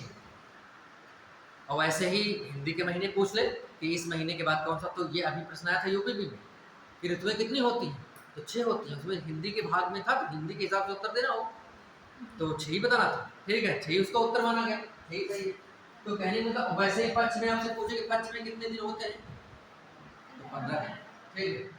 और पक्ष का तत्सम क्या है? पक्ष तत्सम ही है, इसका तद्भव क्या है ना। तो ये हो गया। और दूसरा हो गया महीना, जैसे लिखा, क्या हो गया? महीना। जैसे हो गया वर्ष, जैसे हो गया दशक, दशक में कितने होते हैं? 10। और जैसे हो गया सती या शताब्दी, ये दोनों एक ही चीज है। सती कहो और चाहे शताब्दी कहो, एक सती ऐसे होता है, वो तो अलग है। सती का मतलब सती प्रथा वाला जो पढ़ रखे हो है ना, वो वाला है। विलियम बेंटिक ने सती प्रथा की को समापन किया था, किसने किया था? विलियम बेंटिक ने 1829, ठीक है। और लेकिन ये वाला सती अलग, इस सती का मतलब 100, सत माने 100, वही बात जो 25 में बताया। संस्कृत में सत माने होता है 100, और इस सत का मतलब होता है सत्य, जो मतलब सत्य के लिए, सच्चाई के लिए, या अपने खरेपन के लिए, सच्चेपन के लिए जो हो जाए वो सती है। और इस सती का मतलब है सत माने 100, जैसे कहते हैं शतक, 100 को संस्कृत में कहते हैं सत, शतम, ठीक है, तो मां होगा नहीं। और इसी में बड़ी ई की मात्रा यानी ई प्रत्यय लगा देंगे तो बन जाएगा सती, यानी 100 वाली या 100 वाला, बात है कि तो है। तो 100 किसमें होता है? शताब्दी में ही होता है। उस शताब्दी का मतलब यही है, सत माने 100 और अब्द माने होता है वर्ष, और ई प्रत्यय लगा है। अब फिर अब तक है देख बताए हम समझने के लिए याद हो जाए। सत माने 100 शताब्दी में, अब्द माने वर्ष, अब्द माने क्या होता है? वर्ष, और ई प्रत्यय लगा दिया गया तो शताब्दी में 100 वर्ष वाला या 100 वर्ष वाली, इसमें 100 वर्ष नहीं होता है। तो ये ऐसे शब्द यदि आ रहे हैं कहीं पे, तो ऐसे समयवाचक जो शब्द हैं उनमें अधिकरण कारक, जैसे वह अगले साल घर आएगा, वह अगले साल घर आएगा। तो देखो कौन आएगा? तो वह तो कर्ता हो गया, आएगा क्रिया हो गया, क्रिया में कोई कारक होता नहीं। और घर क्या है? इसमें कर्म कारक है। क्या है? कैसे है अभी बताता हूं। अगले क्या है, अगले ये अव्यय शब्द है। क्या शब्द है ये, अव्यय शब्द है। अगले का बहुवचन नहीं बनेगा, ठीक है, अगले का अगले रहेगा, स्त्रीलिंग हो सकता है लेकिन अगले। और साल क्या है, ये समयवाचक शब्द है। साल का बहुवचन बन सकता है साल, लेकिन वैसा ठीक। तो कहने का मतलब ये है, तो यहाँ पे आपको समझना है ये अव्यय शब्द है और ये समयवाचक शब्द है। तो इस समयवाचक शब्द में अधिकरण कारक, ठीक। एक बात मैंने बताया था आपको, एक बात मैंने कौन सी बताई थी आपको, वो बात थी ये कि दो ऐसे कारक हैं जिसमें कारक चिन्ह नहीं होता। मैंने कहा था कारक चिन्ह नहीं, तो कारक चिन्ह नहीं जो होता है वो होता है या तो कर्ता में नहीं होगा या फिर कर्म में नहीं होगा। हो भी सकता है लेकिन ज्यादातर नहीं होता है, ये तो मैंने बताया था। लेकिन एक मैंने और भी बात मैंने कही, अव्यय तो अव्यय, उसमें तो वैसे भी कुछ नहीं होता। ये जो समयवाचक शब्द हैं, इन समयवाचक शब्दों में भी कभी कोई कारक चिन्ह नहीं लगता है। अधिकरण कारक इसमें है, इसका अधिकरण कारक का चिन्ह होता है मे पर, लेकिन मे पर नहीं लगा। तो समयवाचक शब्द हो उसमें कारक चिन्ह नहीं लगा रहता है और लेकिन उसमें अधिकरण कारक होता है। लेकिन पहले मैंने कहा था कि कारक चिन्ह केवल दो में नहीं लगा रहता है। अब ये अधिकरण भी आ गया, तो अधिकरण वाली बात आप अलग से आ गई कि वो समयवाचक शब्द ही होगा, तभी ऐसा हो सकता है। अन्यथा अन्य जगहों पे अधिकरण कारक में चिन्ह लगा जरूर मिलेगा। इसमें मैंने कहा था कि दो में कारक चिन्ह नहीं लगा रहता है, एक कर्ता में और एक कर्म में। तो जैसे ये कर्ता है इसमें कारक चिन्ह नहीं लगा है और एक ये कर्म है इसमें कारक चिन्ह नहीं लगा है। तो दोनों में जानेंगे कैसे, तो क्रिया को जो करने वाला होगा आएगा कौन, तो ये होगा कर्ता, और जो क्रिया को नहीं करने वाला है वो हो गया कर्म। क्या मेरी बात समझ पाए? तो ये वाली है बात। यदि किसी को कोई दिक्कत हो तो बताओ भाई, ठीक समझने का प्रयास करिएगा जो मैं कह रहा हूँ, ठीक है। मैंने कहा बहुत कुछ ज़्यादा इसमें, तो ये बात हो गई खत्म। अब हम बात करते हैं एक कारक बचा है, फिर खत्म कर ले, फिर आपको सर्वनाम बनाते हैं, है ना। वो कारक कौन सा है, संबोधन कारक।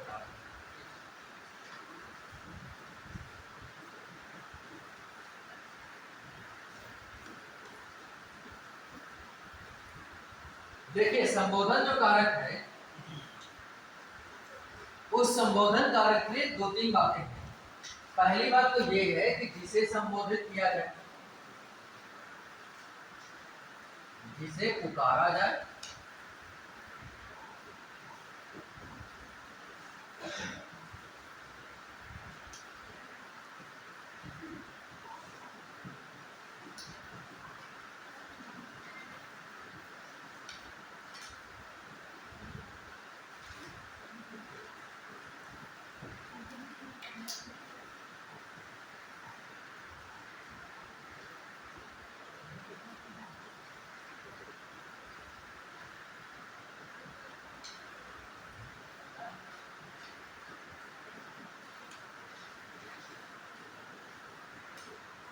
उसमें संबोधन कारक है।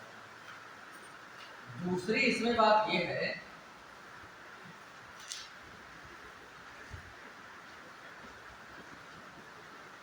संबोधन कारक चिन्ह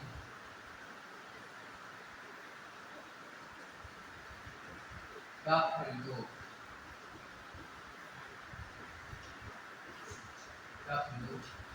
पद से पहले करते हैं। तीसरी बात, पद से पहले करते हैं।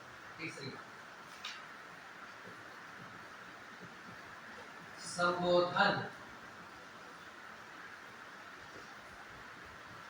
कारक चिन्ह का प्रयोग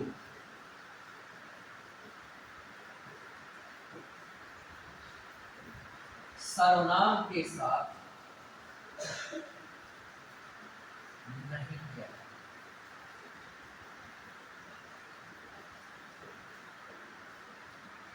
और चौथी बात है इसमें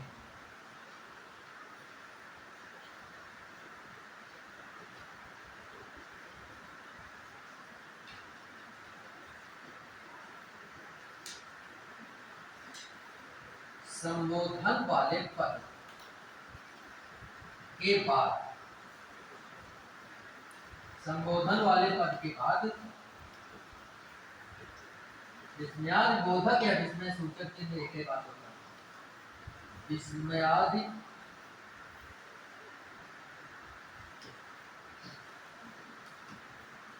विस्मयादि बोधक चिन्ह का प्रयोग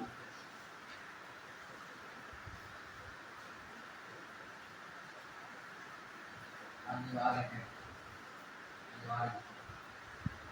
हमने 4 बातें संबोधन के बारे में लिखी हैं और चारों बातें परीक्षाओं से संबंधित हैं। मैं आपको बता रहा हूँ संबोधन के बारे में।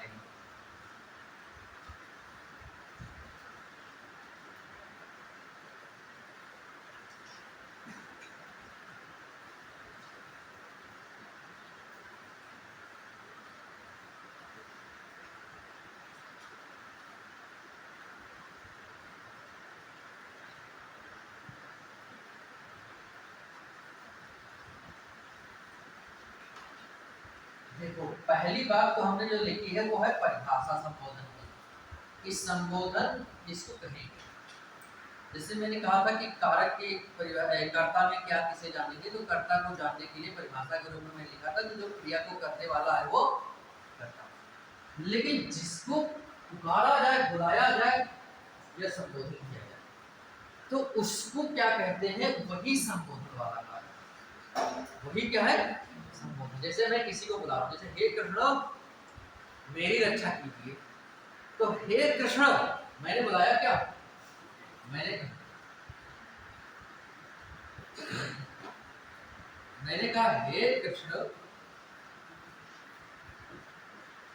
मेरी रक्षा कीजिए। तो यहां पे मैंने किरण को बुलाया, किसको बुलाया, तो इनको संबोधित किया मैंने, तो ये क्या हो गए, संबोधन। तो ये तो परिभाषा। दूसरे नंबर पे क्या लिखा, संबोधन कारक का चिन्ह। संबोधन कारक चिन्ह का प्रयोग पद से पहले करते हैं। संबोधन कारक चिन्ह कौन है, पहली बात तो संबोधन कारक चिन्ह तो हम लिखवा ही चुके हैं। कारक चिन्ह कौन से, हे, अरे, वो, ऐ, वो, अहि, आदि आदि बहुत सारे शब्द होते हैं। तो ये जो हे शब्द है ना, तो हे क्या है, ये कारक चिन्ह है। तो कारक चिन्ह कह रहा है कि पद से पहले लगेगा। तो पद से पहले लगेगा, ये बताने की क्या जरूरत है, बताने की जरूरत है। जैसे उसमें क्या था, जैसे उसमें था कि आकाश में, चिड़िया आकाश में, ये जो था राम के, ये जो था, या उस ने, या राम ने, या राम से, या घर से। ये देखो पद पहले है, पद पहले है, शब्द पहले है और कारक चिन्ह बाद में है। अब किनका है, कारक चिन्ह का प्रयोग पद से पहले करते हैं। देखो पद ये है कृष्ण और चिन्ह कारक चिन्ह कृष्ण है, नहीं लिखा ऐसा लिखा नहीं, ये कारक चिन्ह उसके पहले आ गया। तो पहली बात तो ये है, आपसे पूछेगा कि किस कारक का कारक चिन्ह पद से पहले प्रयोग किया जाता है, तो संबोधन का। तो ये बात समझ गए हम। दूसरी बात ये है कि संबोधन कारक चिन्ह का प्रयोग सर्वनाम के साथ नहीं किया जा सकता। संबोधन कारक जो चिन्ह है इसका प्रयोग सर्वनाम के साथ नहीं किया जाता। ये बात आपको जान के रखना है। जैसे मैंने लिखा हे राम, देखा, लेकिन लिखा होता हे वह, हे मैं, ऐसा क्यों हो? हे हम, हे तुम कहीं कहीं लग जाता है आपको कि ये सही है, लेकिन हे तुम क्या कर रहे हो, ये सही है क्या? हे तुम क्या कर रहे हो नहीं, तो जो हे तुम है मेरे पहली बात, तो अब दूसरा ये शब्द आ सकता है, ये शब्द आ सकता है।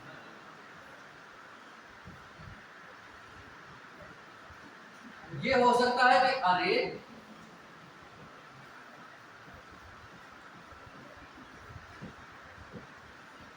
अरे तुम क्या कर रहे हो सकता ही नहीं हो सकता, लेकिन मैं क्या कर रहा हूँ, तुम देखो कार्य की जिसमें तुम इनके पहले लगा दिया गया, इसका मतलब इधर की बात अलग, इधर की बात अलग, तो ये वाला इसके साथ नहीं, क्योंकि विराम चिन्ह का प्रयोग हो गया। अब विराम चिन्ह का मतलब होता है कि ये बात अलग कर दिया इसने, ये वाला चिन्ह कह रहा है इधर की बात अलग, इधर की बात अलग, तो ये तुम क्या कर रहे हो ये इसके बाद, अरे के साथ में कोई सर्वनाम नहीं है ना, अरे के साथ कोई सर्वनाम नहीं। तो सर्वनाम शब्दों के साथ में संबोधन जो कारक चिन्ह है इनका प्रयोग नहीं किया जाता, होता ही नहीं, कभी हम ऐसा करते ही नहीं, है ना। तो ये बात होती है। दूसरी बात, जिसको संस्कृत मालूम हो थोड़ा बहुत, उसने सर्वनाम के रूप याद किए, राम के रूप थोड़े बहुत जनों सबको याद होंगे। राम के रूप में लिखा आखिरी वाली लाइन पढ़ते थे कि हे रामा हे रामो हे रामा, मौज लेके पढ़ते थे, मौज लेने के लिए, ठीक है। तो ये तो राम क्या है, राम संज्ञा शब्द है, तो संज्ञा शब्द का संबोधन रूप होता है। लेकिन संस्कृत में सहतौते आपने पढ़ा होगा, और सहतौते में कभी पढ़ा आपने कि हे सह, हे तो, हे ते, ऐसा कभी आपने पढ़ा? नहीं पढ़ा।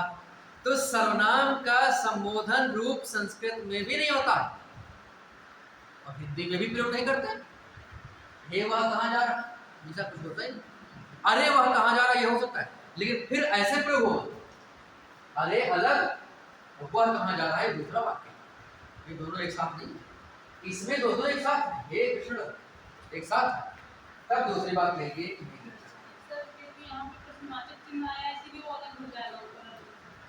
नहीं नहीं, प्रश्नवाचक से कोई मतलब नहीं, चाहे वो चीज हो नीचे,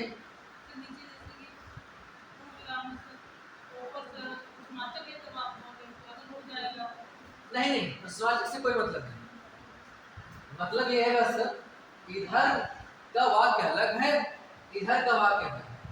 यदि हम ऐसे लिखते हैं, अरे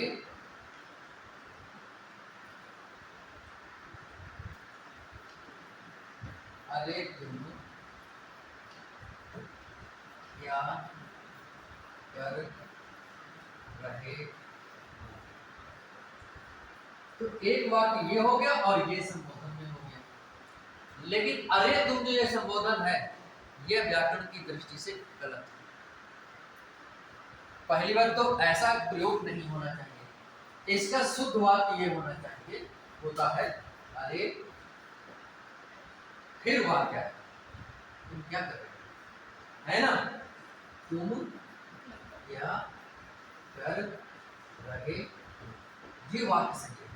यदि हम कहें अरे तुम क्या कर रहे हो, नहीं, वाक्य ये वाक्य सही नहीं माना, वाक्य से मैंने अरे तुम क्या कर रहे हो, है ना। तो इसका मतलब है कि अरे ये अलग और ये वाक्य अलग, इसका मतलब है कि इसके बीच में ये जिसमें सूचक चिन्ह का प्रयोग हो गया, और विस्मय सूचक चिन्ह का प्रयोग होने का मतलब है कि ये वाक्य अलग कर गया और ये वाक्य अलग हो गया। और यदि हम ऐसा प्रयोग करते हैं तो ये गलत है व्याकरण की दृष्टि से, और बोलचाल की भी दृष्टि से। यदि हम ऐसा बोलते हैं कि अरे तुम क्या कर रहे हो, जो हम जल्दी बोलते हैं अरे तुम क्या कर रहे हो, तो तुम क्या कर रहे हो ये वाला वाक्य एक साथ है, अरे अलग है, तो अरे जो अलग है उतना ही केवल संबोधन है, तुम संबोधन के रूप में प्रयोग नहीं हो सकता। तो सीधा निष्कर्ष ये है कि सर्वनाम शब्दों के साथ संबोधन कारक चिन्हों का प्रयोग नहीं होता। या सरल शब्दों में कहें तो किसी भी सर्वनाम के साथ, सर्वनाम शब्द में संबोधन कारक कभी नहीं होगा। सर्वनाम में संबोधन कारक बीएड एंट्रेंस में एक किसी वर्ष में आया था, मुझे वर्ष याद नहीं है, उसमें लिखा था कि किस कारक का प्रयोग सर्वनाम के साथ नहीं किया जाता। किस कारक का प्रयोग सर्वनाम के साथ नहीं किया जाता है? संबोधन का। बस इतना उत्तर देना, ठीक है। और दूसरी बात मैं बताऊं, यही एक बात ऐसी है कि कहीं किसी भी किताब में आप देख लो तो कारकों का अध्ययन कहाँ पे होगा? संज्ञा के साथ। पहले संज्ञा लिखा होगा, उसके साथ में जो होगा उसी में कारक का भी अध्ययन किया गया होगा। पहले संज्ञा के बारे में बताया गया होगा, फिर लिंगवचन कारक बताया गया होगा। सर्वनाम के साथ कभी भी सर्वनाम वाला चैप्टर खोलो और उसके आगे देखो, उस सर्वनाम के साथ में कारक चिन्हों का अध्ययन नहीं, वर्णन नहीं किया गया होगा किसी किताब में। क्यों?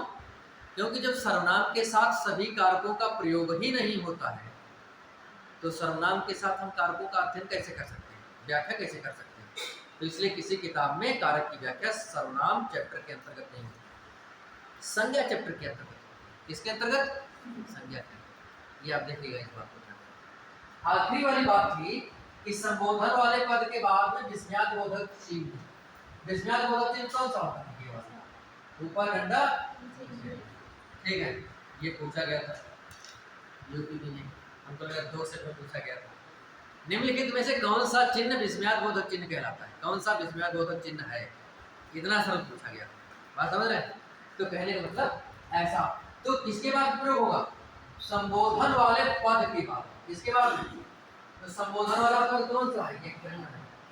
इसके बाद में नहीं, इसके बाद में प्रयोग हो सकता है, हे के बाद में प्रयोग हो सकता है, लेकिन तब जब इसके बाद में कोई संबोधन वाला पद नहीं होता। जैसे मैंने लिखा था कि अरे कर दिया मैंने, फिर लिखा मैंने तो क्या कर दिया, है ना? तब अन्यथा एक पद है तो फिर पद के बाद में इस चिन्ह का प्रयोग होगा कि हे कृष्ण, ये पद है, इसके बाद में इस चिन्ह का प्रयोग अनिवार्य है। मतलब यदि आप छोड़ रहे हैं या मान लिया या कामा लगा दो या कोई और दूसरे विराम चिन्ह का प्रयोग कर दो तो वाक्य अशुद्ध हो जाएगा, विराम चिन्ह के आधार पर अशुद्ध हो जाएगा, है ना? तो ये भी ध्यान रखना है, ये संबोधन वाली चीज है तो आपको विस्मय सूचक या विस्मयादिबोधक कारक विराम चिन्ह का ही प्रयोग करना है उस पद के बाद, है ना, जिसको संबोधित किया गया है। तो 4 बातें हमने ये बताई हैं और ये 4 बातें ही क्या कहते हैं उसमें संबोधन कारक होती हैं। एक उदाहरण मैंने बताया और उदाहरण बहुत सारे हो सकते हैं। तो इन चारों बातों को आप याद रखिएगा, कारकों में बस नहीं, ठीक है? कारक खत्म। वो कारक, वो संबोधन कारक का असर एक उदाहरण, कारक चिन्ह का एक उदाहरण बता दो। वो ये संस्कृत में ज्यादा प्रयोग होता है, लेकिन बता नहीं पा रहे, ठीक है? हिंदी में प्रयोग होगा नहीं, वो हिंदी में नहीं हो पाएगा, हिंदी में नहीं हो पाएगा, संस्कृत में होता है। हिंदी में मैंने लिख क्यों दिया? फिर कुछ कविताओं में ये होता है, जैसे संस्कृत में भी हिंदी में कविताएं होती हैं, हिंदी में कविताओं में कुछ संस्कृत की बातें कभी लोग जोड़ देते हैं ना, तो वहाँ पे कुछ कविताओं में है, ठीक है? अन्यथा हिंदी में वाक्य नहीं प्रयोग हो सकता है, वो का मतलब यही होता है, ठीक है, लेकिन प्रयोग नहीं होता है। तो यहाँ पे वो वाक्य हिंदी में मिलेगा। अब मैं बताता हूँ आपको सर्वनाम। क्या बताता हूँ? सर्वनाम। तो सर्वनाम देखिए, कारक संज्ञा खत्म, अब मैं बात कर रहा हूँ सर्वनाम।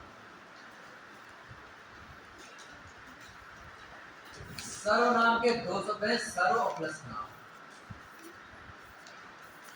सर्व का मतलब होता है सबका और नाम बनना, तो इसका मतलब क्या हो जाएगा? सर्वनाम का मतलब हो जाएगा सबका नाम। इसका मतलब ये हो जाएगा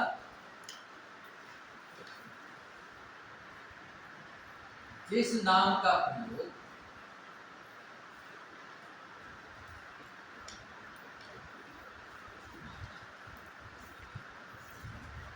सबके लिए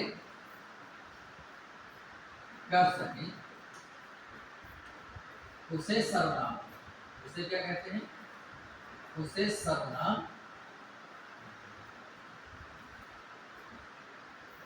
उसे सर्वनाम कहते हैं। जिस नाम का प्रयोग सबके लिए कर सके। एक बात तो मैंने शब्द के अर्थ पे परिभाषा मैंने बताई। अब दूसरी किताबी परिभाषा देखिए। दूसरी किताबी परिभाषा है वे शब्द जो संज्ञा या सर्वनाम के स्थान पर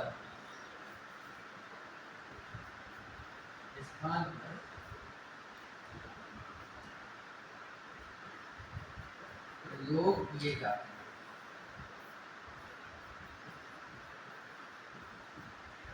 उन्हें सर्वनाम कहते हैं।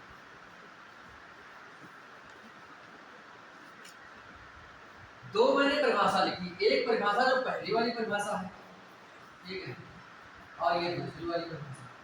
पहली वाली जो परिभाषा है वो शब्द के आधार पे है, सर्वनाम जो शब्द है उसके आधार पे है, और जो दूसरी वाली परिभाषा है वो किताबी आधार पे है। दोनों का मतलब क्या हुआ? मैं दोनों का अर्थ समझाता हूँ। ठीक, दोनों का अर्थ ये हुआ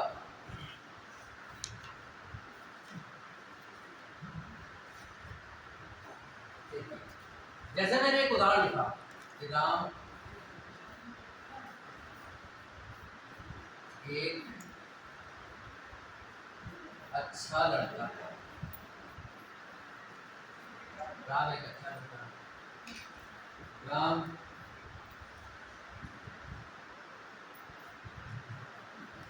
सुबह जल्दी उठता है।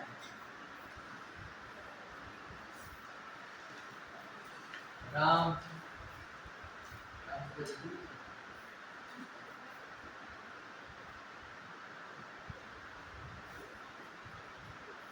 राम प्रतिदिन विद्यालय जाता है। राम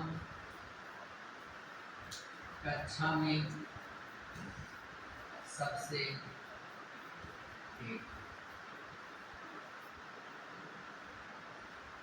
दो परिभाषाएं लिखी, दोनों की बात लिखी।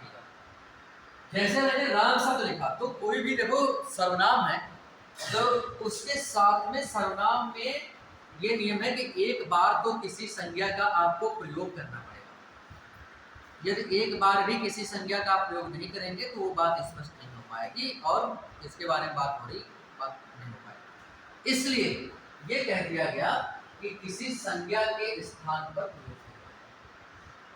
सर्वनाम नहीं, सर्वनाम नहीं, यहाँ पे कुछ याद है ना? ये वे शब्द जो संज्ञा के स्थान पर प्रयोग किया जाते हैं। मैंने यहाँ पे लिखा है उसे सर्वनाम कहते हैं, यहाँ पे मैंने लिखा उसे वे शब्द जो संज्ञा के, केवल संज्ञा की बात, सर्वनाम गलती से लिखा, ठीक है, सर्वनाम नहीं, सर्वनाम की तो बात ही हो रही है, उसके स्थान पे क्या करता है, ठीक है।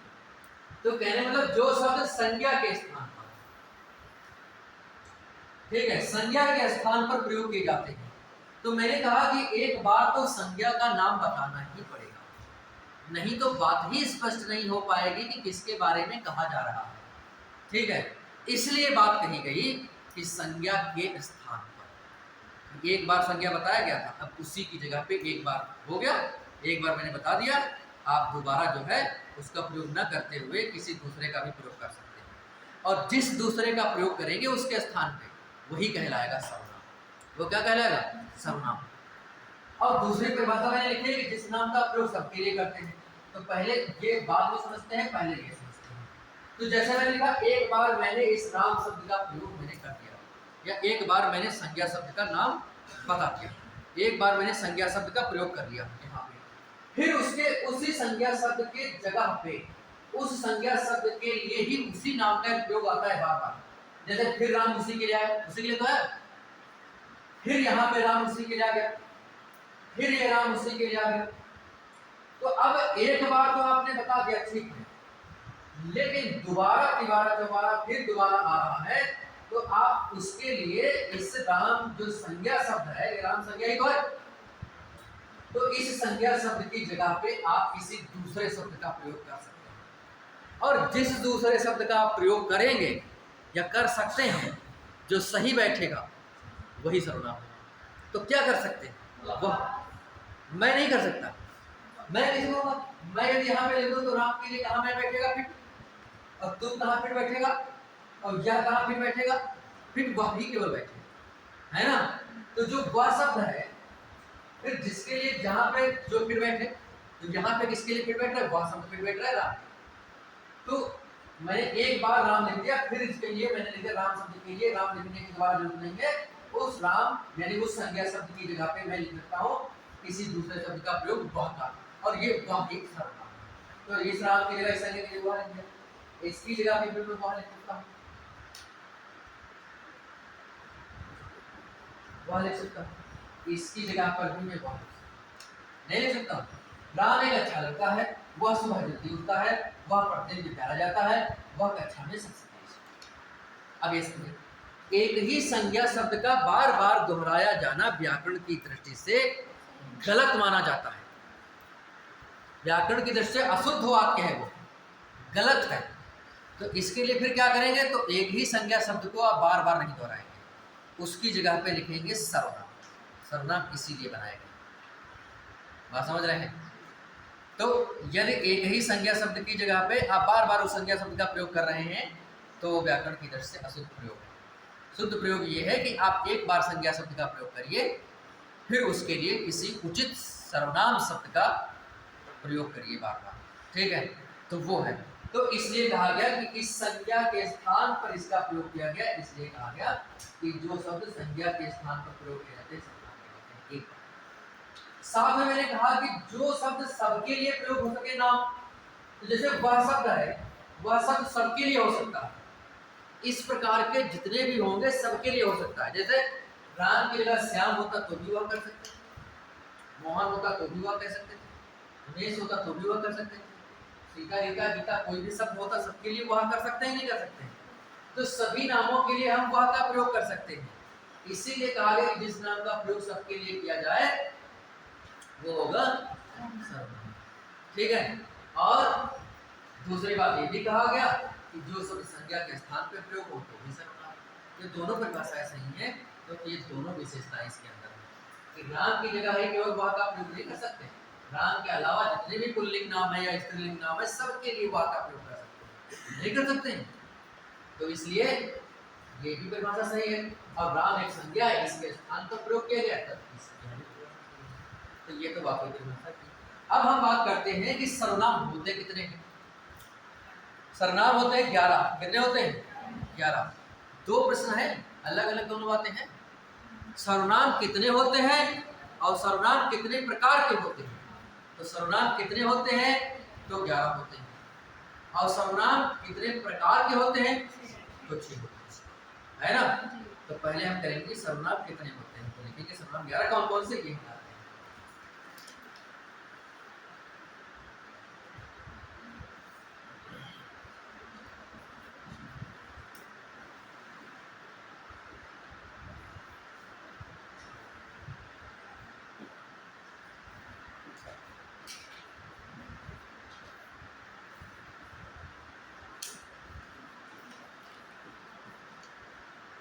सर्वनाम होते हैं 11।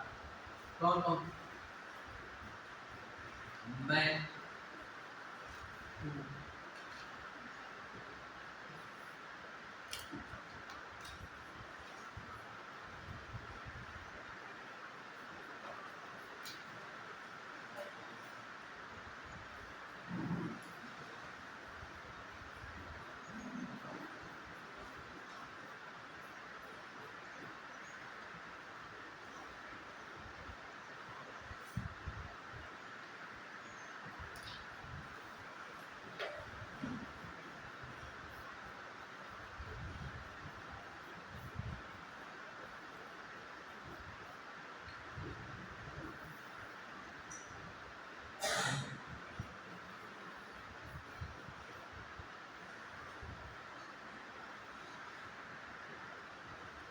11 है।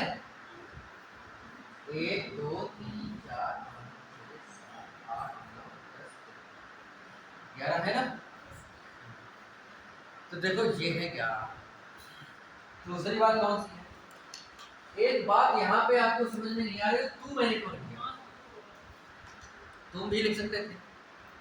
वस्तुतः ये है नकल। ये कहाँ की नकल है? किताब से। किताब में ऐसे लिखा था, मैंने ऐसे लिख दिया। क्यों लिखा था किताब में? क्योंकि इसने यहाँ पर जो है एक वचन का रूप लिखा, और जितने भी ये रूप लिख रहा है ये एक वचन के लिख रहा है, नहीं लिख रहा है।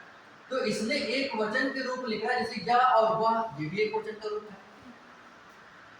मैं और मैं भी एक वचन का रूप है, और कौन क्या है? कुछ कोई एक वचन का रूप है नहीं, ठीक है। तो इनके एक इसका हालांकि ये तो एक वचन में रहता है, और इनका सबका रूप, और ये तो मूल रूप में ऐसे प्राय रहते हैं। इनका एक वचन का रूप लिखने के कारण इसने किताब ने इसका भी एक वचन का ही रूप लिख दिया। मेरी बात समझ पा रहे? तो मैंने भी वही नकल कर लिया। फिर हुआ क्या? हुआ ये कि देखो मैं जो शब्द है, मैं शब्द ये है एक वचन। कौन सा है? ये है एक वचन। और मैं का बहुवचन होता है हम। क्या होता है? हम। और वैसे ही तू जो होता है ये होता है एक वचन, इसका बहुवचन होता है तुम हिंदी में, ठीक है। यह जो होता है एक वचन होता है, और यह का बहुवचन क्या होगा? ये। और वह एक वचन होता है, वह का बहुवचन वे। ऐसा तो आप जान ही रहे हो। तो फिर सर्वनाम ये भी तो लिखे जा सकते थे, ये नहीं है। क्यों नहीं है? क्योंकि ये मैं लिखा गया, तो इसका मतलब हम भी हो गया, हम भी लिखा जाता है, हम भी सर्वनाम ही तो है। तो ये सर्वनाम का प्रयोग इसी में होगा, इसीलिए कहा गया 11 ही केवल है, ठीक है। और दूसरी बात है तू इसलिए लिखा गया क्योंकि जब मैं एक वचन लिखा गया तो ये भी तुम एक वचन लिखे, जब यह एक वचन लिखा गया तभी अब ये भी, अब ये बहुवचन वाले तो ये लिखेंगे, है कि नहीं? क्यों लिखा है बहुवचन? जरूरत नहीं, क्योंकि मूल रूप से जो सर्वनाम है वो कितने हैं? 11। अब इन्हीं के बहुवचन रूप बनेंगे और इन्हीं के कारक रूप बनेंगे। कौन सा रूप बनेगा? कारक रूप। तो ये बहुवचन रूप और कारक रूप वाली बात हम फिर बताएंगे, ठीक है। तो हम तो पहले से जानते हैं, तो मुझे लगा था बिगड़ा हुआ शब्द है। नहीं बिगड़ा हुआ शब्द नहीं।